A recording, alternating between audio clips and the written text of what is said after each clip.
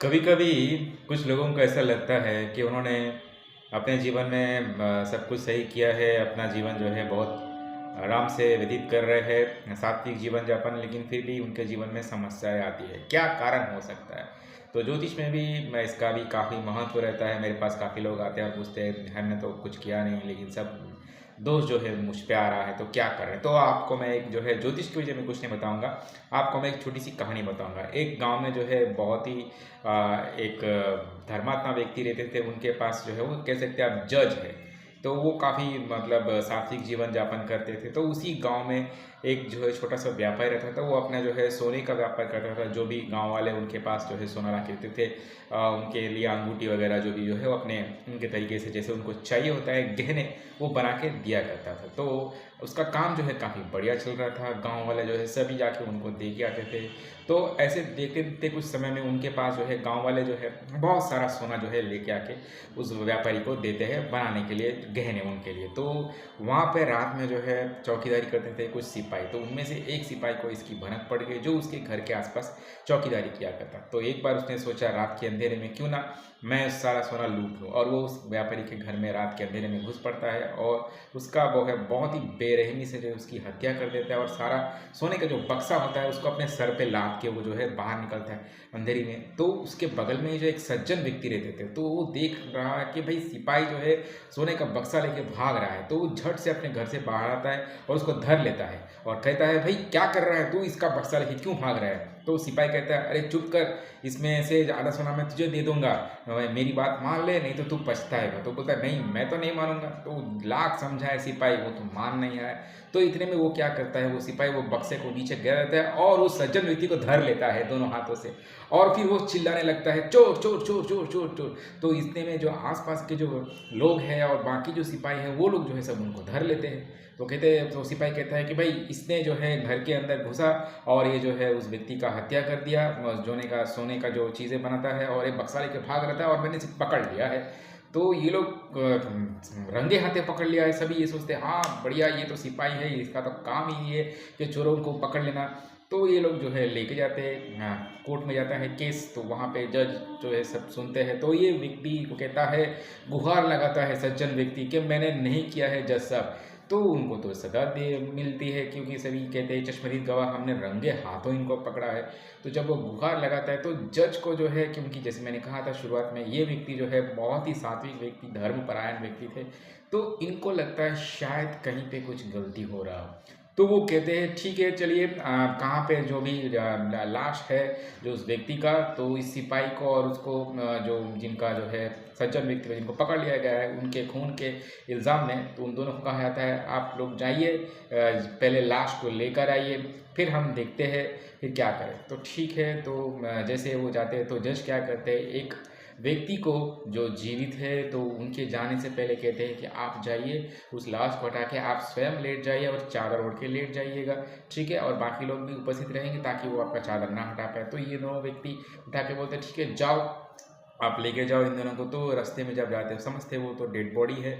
तो ये दोनों जो है बात करते हुए जाते हैं और कहते हैं, वो सिपाही कहता है उस सज्जन व्यक्ति को, देखा क्या हुआ, मैंने कहा था मेरी बात मान ले, अगर तू मान लिया होता तो तेरे पास भी आधी सोना होता और मेरे पास भी होता, लेकिन देख क्या हुआ, आज तेरे पास तो सज़ा हो गई तुझे और मुझे भी कुछ नहीं मिला, नुकसान क्या हुआ। तो इस तरह से बातचीत कर रहे थे।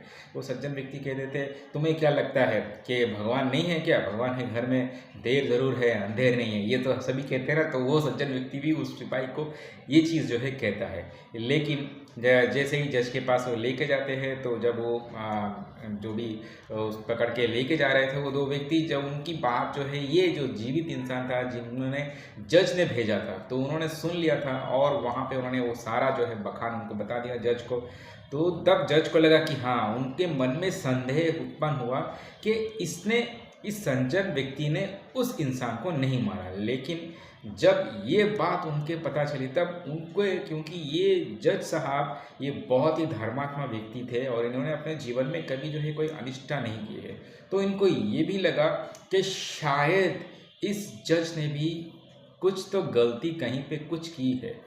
तो उनको जो है सिपाही को धर लिया जाता है। फिर जज साहब कहते हैं कि उनको सज़ा होगी और इन सज्जन व्यक्ति को अलग से कमरे में ले जाते हैं और उनको पूछते हैं, देखिए भैया, आपने के तो ये जो है सज़ा तो आपने नहीं की है, ठीक है, इसकी आपकी जो माफ़ी मिल जाएगी। लेकिन मुझे सच-सच कहना, क्या आपने जीवन में कभी भी कोई अन्याय या कुछ नहीं किया है? सच कहना। तो वो जो कहता है, हाँ जज साहब, एक गलती मुझसे भी हो गई थी। तो कहते हैं, अच्छा क्या हो गया वो बताइए हमको। तो तब वो व्यक्ति कहता है कि बहुत सालों पहले की बात है, एक जो है दुष्चरित्र पुरुष, वो जो है मेरी स्त्री, मेरी पत्नी के साथ अवैध संबंध उन्होंने बना लिया था और मुझे इस बात की खबर लग गई थी। तब मैंने उस दुष्चरित्र पुरुष को समझाया था कि ये काम मत करिए, मेरी पत्नी के संग जो है संग मत करिएगा, इसको कुसंग कहा जाता है। और साथ ही में उन्होंने ये भी कहा कि मैंने अपनी पत्नी को भी समझाया कि उनका संग ना करे, लेकिन वो नहीं सुन रहे थे। और फिर मैंने दोनों को एक साथ बुलाकर उस पुरुष को और मेरी पत्नी को दोनों को समझाया, लेकिन फिर भी नहीं माने। और क्योंकि मैं थोड़ा काम के सिलसिले में बाहर जाया करता था, तो एक बार मैं चला गया और किसी कारण से उन कह के गया कि मैं कुछ दिनों के लिए बाहर जा रहा हूँ। तो इसका फ़ायदा लेके वो पुरुष जो है मेरी पत्नी का संग करने रात में पहुँच आया और किसी कारणवश इस व्यक्ति को जो है अपने घर लौटना पड़ा। तब उसने रंगे हाथों उस कुपुरुष और अपनी पत्नी को एक साथ बिस्तर में जो है पाया। तो इसने कहा, मैंने अपना जो है जो भी संतुलन था दिमाग का वो बिगड़ गया। समझ सकते हैं, कोई भी अगर इस तरह का परिस्थिति देखेगा तो उसका तो दिमाग का संतुलन बिगड़े है। तो उन्होंने क्या किया, कहा कि मैंने कटारी ली और उसका जो है धड़ से अलग कर दिया उस पुरुष का, और उसको पत्नी को भी मार दिया, क्योंकि ये रात का समय था। और जैसे मैंने कहा, ये सज्जन व्यक्ति थे, कोई इनके बारे में सोच नहीं सकता कि ऐसे कुछ करेंगे। तो रात के वक्त उन्होंने जो है लाश को जो है ठिकाने लगा दिया और रातों रात जो है बात कुछ फैला दी कि मैं ऐसे कोई पत्नी जो है लापता हो गई और ये पता नहीं क्या है, ठीक है। तो इस तरह से तो उसने कहा कि इस बात की खबर या भनक किसी को भी नहीं लगी। तब ये जो है जज साहब कहते हैं कि देखिएगा, आपने तो इस समय जो है आपने जो भी आप पे इल्ज़ाम लगा है ये वाला आपने नहीं किया था, लेकिन आपने पिछला कुछ ऐसा कर्म किया हुआ था जिसका आपको सज़ा नहीं हुई। हाँ, मानता है जज कि आपकी पत्नी का और उस व्यक्ति का भी कुछ दोष था, लेकिन आपने भी तो दोष किया। आपने तो उनको हत्या कर दिया, निर्मूल हत्या कर दिया, और इसका जो है लाश भी अपने ठिकाने लगा दिया। आपने कुछ भी किसी को बताया नहीं और एकदम सज्जन बन के घूम रहे। तो इसीलिए वो जज कहते हैं सज़ा तो आपको भी मिलेगी, लेकिन इस हत्या की नहीं, उस हत्या की।